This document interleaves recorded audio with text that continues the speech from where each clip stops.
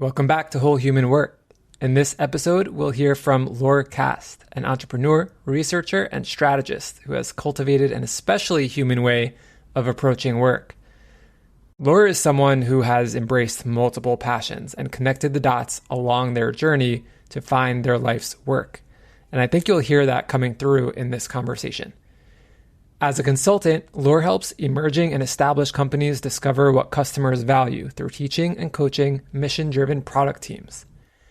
And as a founder, Laure is busy creating ways for people to come together and foster belonging and deep connection. In addition to holding leadership roles within several startups, Laure has been a speaker and panelist at events like South by Southwest, the Grace Hopper Celebration, and many more. Laure is an experienced community organizer and serves on the board of the Pro-Social Design Network. Be sure to support our guests by visiting the links in the show notes. Now, enjoy this unique conversation with Laure Cast.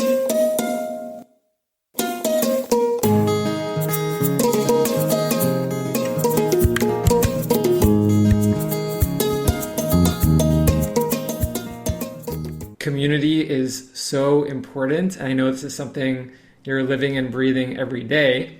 So let's start where we were just discussing, potentially starting, which is, what is community? How can we think about community maybe in a bigger way than we do typically?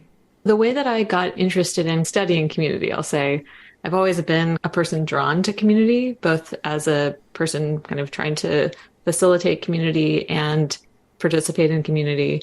But when I went into this is my life calling kind of level, it was really out of being curious about belonging. And some of the things that define our sense of belonging are that we have frequent interactions with other people and that we feel like we matter and we're cared about and we care about other people. And that happens basically in community, in a good community. Now, what do we have these days? We have a lot of things that are communities in name. So people use the word community to refer to like where you live or your, ethnic background or like being part of someone's audience. And so one of the really interesting things about community is that they're not like baked, like you don't just put people into a room and now they're a community, right? Like it grows and it involves this building of trust and being seen. And those things usually are best if they start small. So it's sort of the opposite of what we're using in kind of like business context of community. Mm-hmm. Yeah. And I'm interested, after hearing you describe it that way, in getting into to get into the question of how do you best facilitate creating that type of community and that type of experience? Because I know that's something that is often misunderstood, especially within companies, in my experience, where there can often be a genuine desire to create these spaces where there is real belonging. Mm-hmm. There is true care amongst people. And there is that feeling of that I matter. I'm more than a number. I'm more than a cog in the machine. And yet it's so elusive. It seems to be so elusive. My guess is that part of that has to do with the culture many of us grew up within, which doesn't tend to understand what community in this respect actually is. And so we try and create it from a place that is just not, we're not connected yet to what you were just describing. So I'd love to get your take on that. Absolutely. There are a couple of things that you said that spark for me. One is that just generally we're moving into much more individualism, like on a global scale. The American context is definitely like the epicenter of that, right? Like, oh, we're going to do it ourselves and like other people should be able to do it themselves. And if you can't, then there's something deficient in you. Whereas community is really about like, nope, like we're really interdependent. And if we're not in that relationship, then we're going to fail and we're going to, burn down the world. And there's kind of a individual challenge with companies building community, in that community, in the way that it works as a natural emergent system of people, is not typically a thing where somebody runs it and manages it It's like people are coming together with their own agency, with their own sense of, I want to contribute to this and participate in this. And when a company builds a community, it's usually like part of their marketing efforts, or, something that it kind of makes it very difficult for people to have that organic feeling of like, I'm coming here to contribute to something, and not impossible. And definitely there are, communities around businesses where people have this feeling like I'm doing something that matters to me and other people care about it. But there tends to be a little bit of a tension between like the person who's so-called running the community and like their metrics are like engagement or like even sometimes sales conversions or something like that, as opposed to a community that is more emergent. And one of the, like a great example of a community that's interesting to me is the Notion community, where people kind of were just permitted to go and like make their own, courses or products or something like that around Notion. And Notion wasn't like managing it. And then that created this sense for people that, oh, they were able to just come in and like kind of use this tool and do what they wanted. And maybe there's some criteria that Notion might use to feature what they're doing, but they're kind of letting people create their own groups of people and people working together. And I think that approach is actually undervalued. So a lot of the effort in sort of corporate communities right now is like, we hire a community manager, and then that person's job is to like let everyone into Slack and then like make them care about each other in a Slack, which is an impossible task. And so it puts people who are trying to do the community in a bad situation. The metrics that we evaluate those communities are usually not the right ones. It's just an interesting early stage in how we're trying to align community, which is kind of anti-capitalist, with our businesses, and like, how can we use this as like a tactic to help us make money? Yeah, it's so interesting because you brought up metrics and measures where if we're approaching things in such a way where we're allowing space for emergence, which I would love to talk more about because it's one of those concepts that can be, at least for me, hard to define. But when we're talking about approaching community building and facilitation of connection in this way, we can't think about it linearly in the way we would traditionally look at, okay, if we accomplish this, we should have these outcomes, and that should tell us how well are we accomplishing this. And that's a really hard thing for many of us to wrap our minds around, having grown up in spaces within business especially, where that's how you show your value. That's how you show that you're doing something, is right, through these measures. And I'll resist the temptation to get on my soapbox of all the running around in circles that happens within organizations I consult with, because we decided we're going to use these metrics as a North Star. And so our aperture narrows to these metrics, and we lose the awareness of the system effectively. Mm-hmm. Yeah, it's an interesting conundrum. So in in one of my lives that I am living, I also coach product teams. And so in that context, we do often want to like define what is our business goal in a way that's pretty clear. And I think that's necessary.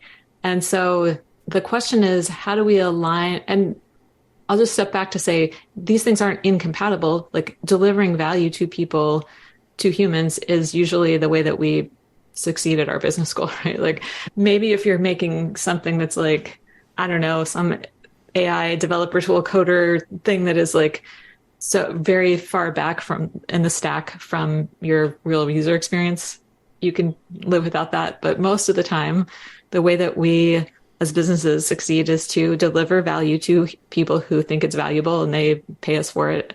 And, life is good for everybody, at least in theory.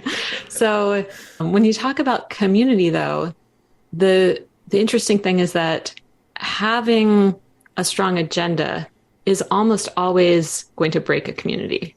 So community is this really cool thing where people are coming in because they are themselves somebody with a motive, and they want to, do that thing with other people, if it's either transformation or building a social connection or doing movement work or whatever it may be, they have their own individual agency.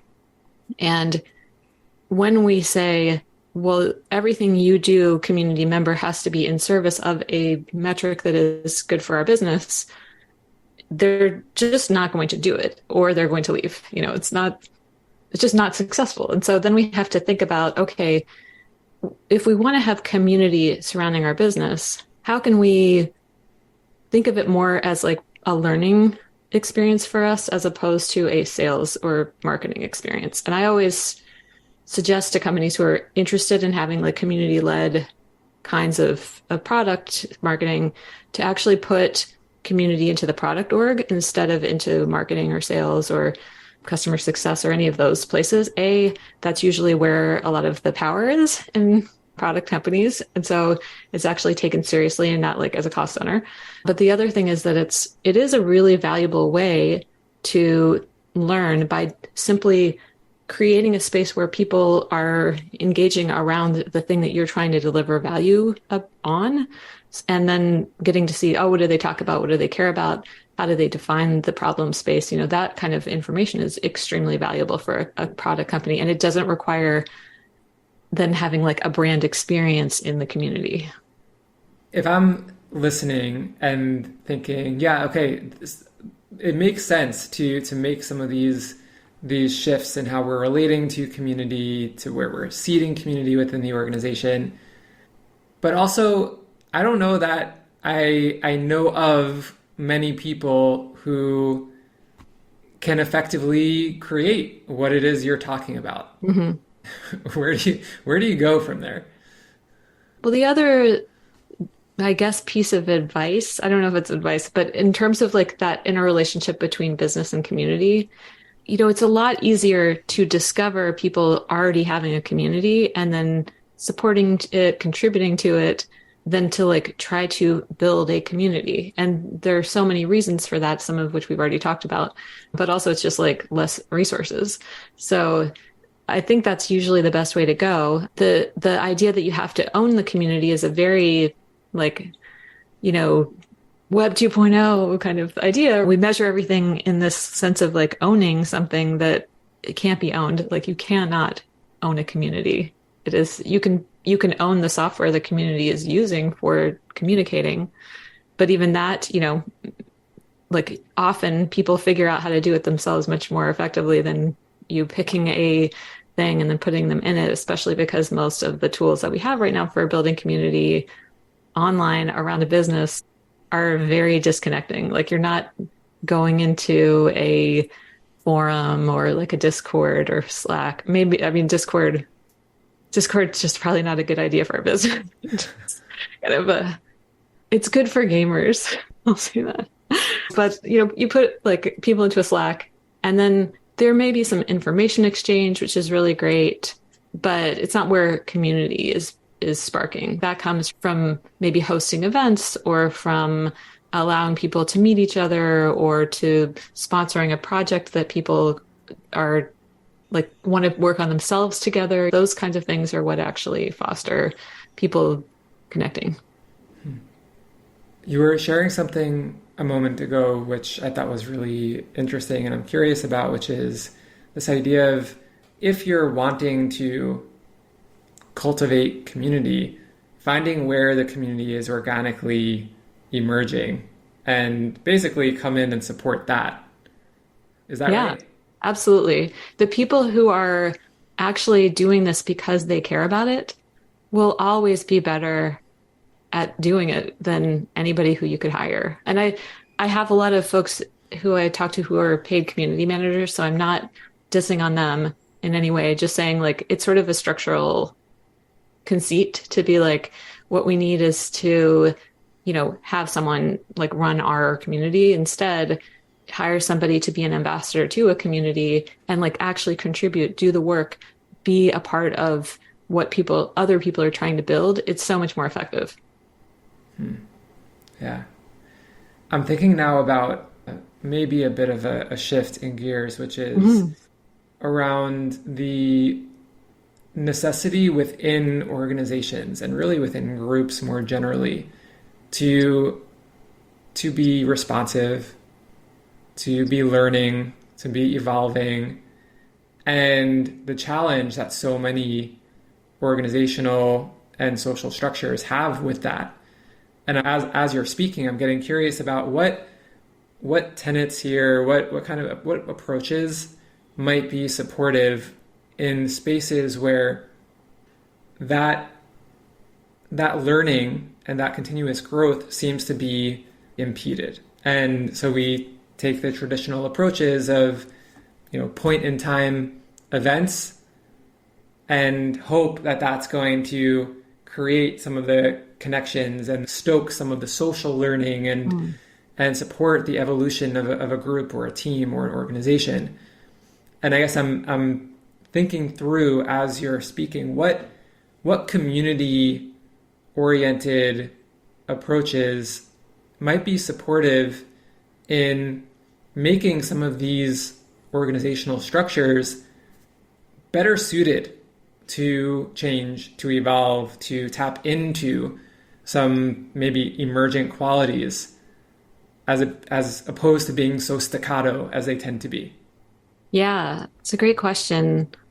There's a huge spectrum of answer here. I mean, on the one hand, what I'm working on now is could this kind of thinking actually be the core thing of building a business? So that requires a whole totally different approach from a business model standpoint, from, thinking about how you build things. It's probably like more of a co-op kind of a scenario, right? Than you would if you're trying to do like a traditional like corporation kind of business. There are certainly things about belonging that I've seen corporations incorporate that can help them. But it's a real challenge because at the end of the day, if the model is that I'm hiring you and I can fire you at will, and there's so much power dynamics in that, to incorporate things that give you a sense of belonging and community is sort of lie in a way, right?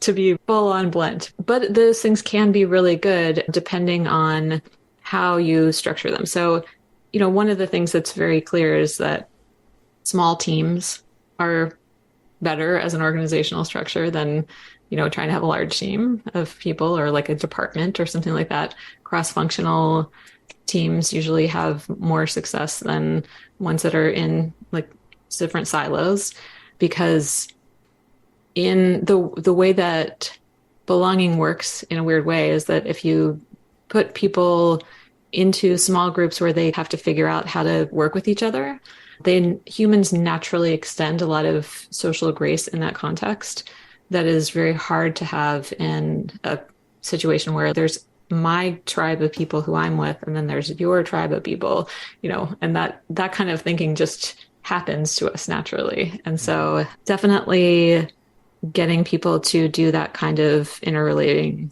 as a team can be really helpful. I feel like there's a lot of answers to this. Can give me a scenario that you're thinking about maybe? Well, I think we're actually getting to the core of what I believe, and we can test and see how much this resonates with you and your experience. But when we're talking about approaching, let's take the business context in this case.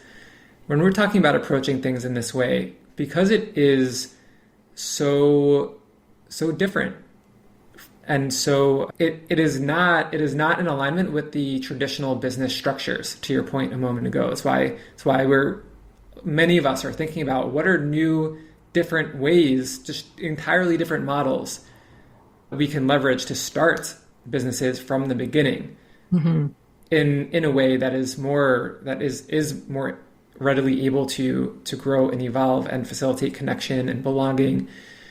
And and the thread that I'm looking to connect here is, if we are operating within some of these existing structures and we're hoping to create real change in these structures so that they are more of all of those things that I just shared and that we've been talking about, it has to begin with a certain level of awareness within the individual of not only what's possible, but also all the ways that I actually am reinforcing or embodying some of those old structures within myself and within my own behavior.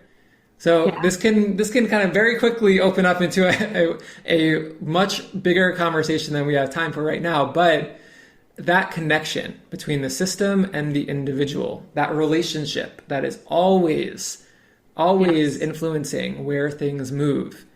What can you share around this? I mean, the literal name of what I'm building is fractals, so I get I'm with you.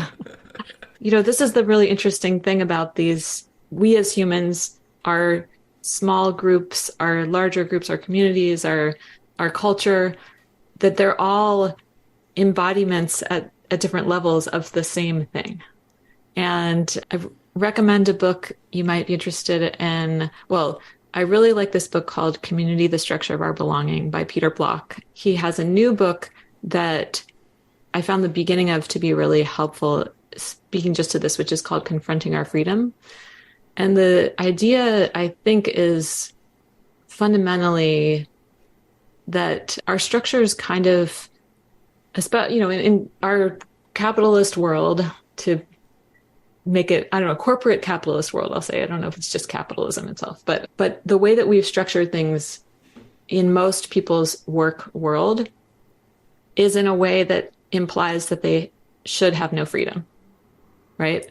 Everybody needs to be managed and needs to be, like told how our value system works, things like that. And that you see as well in family systems, you see as well in the communities, in the way that our political systems are structured. These all kind of fit together. And I think maybe one of the things that I remember about our previous conversation that really resonated for me is that the real thing that you can do here is to find your freedom, right? To start looking for, wow, where am I buying into these stories about my own lack of freedom? And some of it is hard because when you have freedom, there's a lot of responsibility in that. There's a lot of accountability. There's a lot of things where, oh, I'm doing some things that are harmful to other people that are not easy to look at. And so there's also a lot of self-compassion that needs to go into that process of being like, yeah, I'm part of this, but I could choose a different path. And once you start going down that rabbit hole, then it's funny how you start seeing how everything that seems like it works in this certain way actually is really a choice. Like we are choosing every day to live in the world that we're living in. And what would it look like if we just stopped choosing that particular thing that doesn't feel good, aligned, supportive to the world, to ourselves, etc.? And what would it look like if we just paused to acknowledge that that it's not aligned? It doesn't feel right. Maybe even pausing before we get so burnt out to a crisp that we have to take time aside and pause. Yeah, and this is where there's this interesting paradox of how important and valuable collective process is, because I say we have to look for our individual freedom, but it's not an individualistic approach. If we think, oh, well, I've got to do this all myself, you're already choosing something that doesn't make sense for us as humans, right? So, choosing to be doing this kind of thinking with other people, choosing to trust other people, these kinds of things are part of it. And they're really antithetical to most of the signals that we get. Yeah, there's something that we have to accept if we are to take those steps and really let our guard down, like open up to that level of vulnerability that facilitates that kind of connection with other people, to become more aware of the patterns within ourselves that have led us to continue reinforcing patterns that are actually not aligned. And part of that is an acceptance of, you mentioned the role that we play in it. Yeah, that can be heavy experience to recognize that the role that we've been playing in our own challenges and suffering. And there's a general acceptance of being a messy human without a clean, stable, certain experience, which is effectively what a lot of what we're doing within capitalistic structures is saying, if you just do this, you'll get that certainty. Don't you worry. Right. Yeah. Yeah. It's an amazing lie that we are choosing so much of the time to think, okay, I won't have to feel something uncomfortable, right? Like that's what the thing that's going on here is. So like we have come up with just billions and billions of dollars worth of ways that you can not have to feel uncomfortable. And it is assuredly going to destroy us, like from an individual level, from a collective level, from, a climate level. And it's purely like, oh, we just don't want to feel uncomfortable. I feel like even in the world of trying to change things and mission-driven tech and activism, there's still an enormous attraction to figuring out how to change things for other people, how to help other people, all of which just perpetuating. And so, this work of being like, wow, but what am I doing? And how do I feel? And what am I avoiding? And then this is an emergence, right? Like as we do that ourselves and together, then more things that are possible come up. It's really cool. I mean, it sounds super woo. And I was very not interested in a woo when I was younger. So it's always funny to me to be like, wow. But I think it's actually very practical and research backed. So I'm excited to be experiencing it. And I really hope that more people will have that opportunity.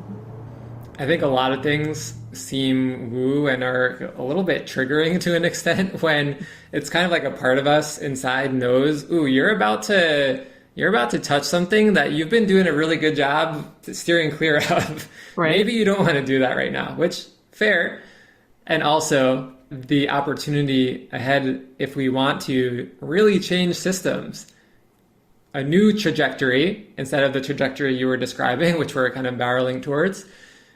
Starting with yourself, taking responsibility for your ripple. And that looks like not going into a cave, metaphorically speaking, and like, I'm going to do my work and I'm going to figure things out. I'm going to do all the therapy. I'm going to just come out this pure, perfect specimen, because that's not actually the point. And that runs counter to this essence of what we are and the necessity of connecting and being connected throughout the experience, as opposed to this kind of story that we have, I think, handed down from a number of different places that says, like, I'll just go and do my messy stuff behind closed doors. And when I'm ready to connect with other people, when I feel like the risk is lower, then I'll try. Yeah. When I have achieved this level of status or, some kind of marker that I'm okay, then I can be okay. Yeah. I mean, it is really interesting to see how much value that we put on things like grinding or, working hard, to how much we put on empathy and, just vulnerability. I mean, vulnerability is way harder than grinding, but it's something that we're like, oh no, our job is to never seem vulnerable. And I can't think of really many things in this world that don't sprout out of, some kind of system of dominance that is just about like, I don't want to take that emotional risk. This is one of the core things that in my one-on-one work with leaders that we're unlearning and moving through the process of unlearning around is this notion that I'm supposed to be, as a leader, this like omniscient, perfect being. I've always got the answer. I've always got all my shit together. Everything's perfectly organized so that I can be this beacon of control when people feel out of control and feel like things are very uncertain. Yeah. instead of learning to share in this reality that in fact everything is uncertain. And if you Yeah. can learn to move through that together instead of hiding away back here and trying to deal with all the stuff that comes up around it by ourselves, it's amazing how much things can change, how much potential for change is opened up. Yeah, for sure. Yeah, to see leadership as not being better, but having the responsibility of leadership. And then what do you need to be able to do that? And so much of that is connection. You can't really affect things in your organization without connection, nor can you be good at figuring out what you should be channeling things towards if you're not doing that work. I'd love to hear how some of these things we're talking about that can start to seem abstract for many of us. How Yeah. are these things showing up for you in your work, in what you're creating right now? Yeah. So in a very practical level, I am, have a UXC background and product. So I have been like designing an app, but also I'm working with folks from an organization called the Collaborative Technology Alliance. And the premise there is it's technology builders who are signing a pledge to make technology with a certain set of principles and then kind of figuring out, okay, well, where is that going to lead? And it has been really interesting because, I started the process thinking I was going to make a company and I read all the startup books, and then I was like, I'm going to do it this way that people do it. And then as I sort of explored that, I was like, oh, well, that won't work at all to have the result that I want. The outcome that I want can't be built doing that. And now it's a very interesting thing where I don't have like a plan in the same way as I once did, but I also have been involved with the world of tech startups to know that every plan that I've ever heard of was like so inaccurate and, it was like a dream. And I'm not sure that it actually helps that much to have that kind of a plan as much as it helps to have a strategy and a set of principles. And I think that's, it's just true in every area of life, really. The more that you can know yourself, know what's going to work and what doesn't work, the more you just enjoy what you're doing and all the things of like, and it has to look like this at the end kind of fall away. So what I'm hearing is one way in which this is showing up for you is not being wedded to these plans where we can become just so focused on the plan and executing to hit those markers on the plan that we lose the ability to create in the way that you're speaking to. Yeah, and there's a time and a place for, having like a set of things that, like if you're building a feature, you're not going to be like, let's just see what happens, because we're talking about having people coming together and kind of like that. You need some kind of structures for that. You need there to be a container so that I know how I can be of service to this thing. But, I'm early, so I don't have that particular problem yet. I will, and I'm looking forward to it. I don't know if it's problem is even the right way to put it, but yeah, working with other folks on a team, when you're leading a team is it also helps to just realize like everyone kind of knows what they're doing, but what we're trying to achieve is an outcome, not like to have this thing be done in this way. And it doesn't matter if you finish a really cool feature if nobody uses it. So just shifting the mindset around like, okay, well, what are we actually trying to achieve?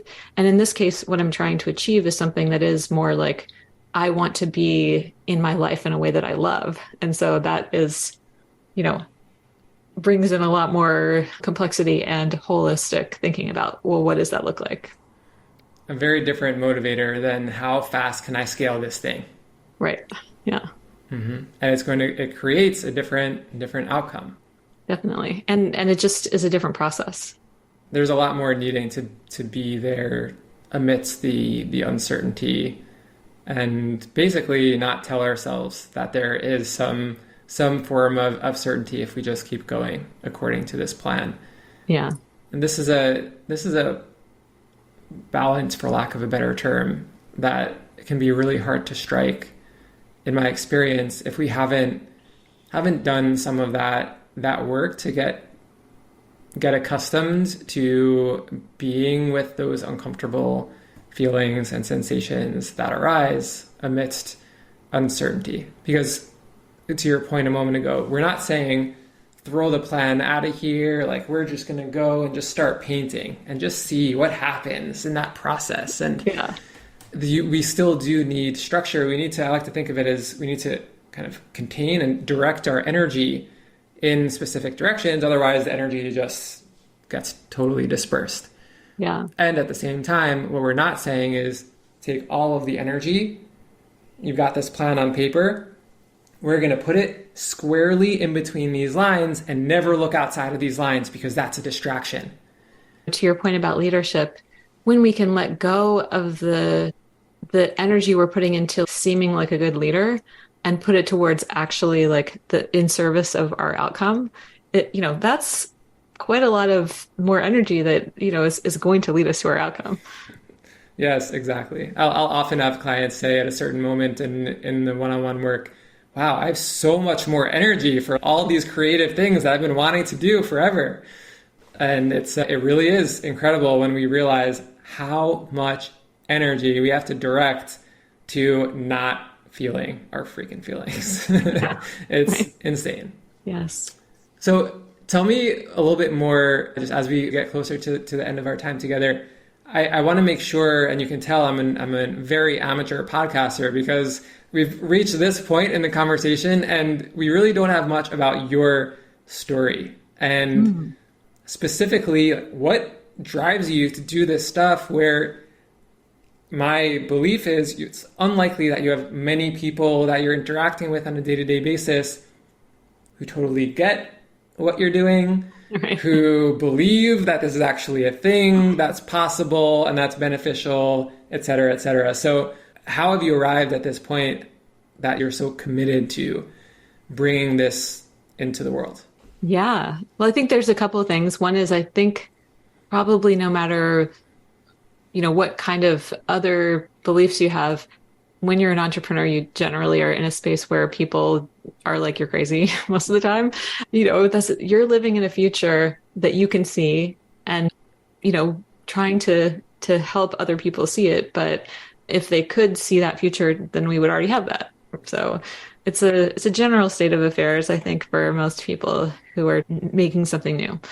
That said, for me, it really has been a long journey of understanding, like, what is the thing that I really care about? I think I was looking for something like that when I was younger, but really what happened is I just kept doing things, and I've had a few different career paths. I did a little bit of nonprofit work, then I worked in film, then I moved to tech, but I was always very driven by, like, why do people do what they do? What is going on?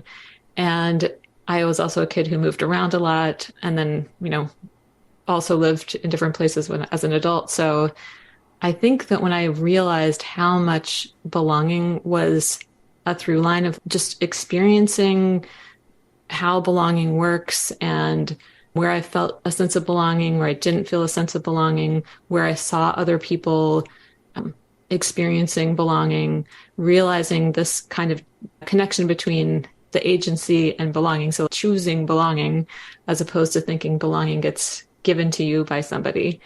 And then doing some work at my last job around community product building. Something lit up in me and I was like, this is a thing. Like, this is what all of the things that I was like, these don't even make sense together that I've done them. We're all like, oh no, everything is connected to this. And so, yeah, it's so interesting. It's not something that is very explainable to have that feeling of like, yeah, I'm going to be doing this now for the rest of my life. Like, this is the thing, but it's very motivating to have it feel that way. And I think it does come in a way as we try out different things and then sort of keep finding ourselves thinking about the same thing over and over and over again. Like, oh, okay, there must be something about this that I can be of service to.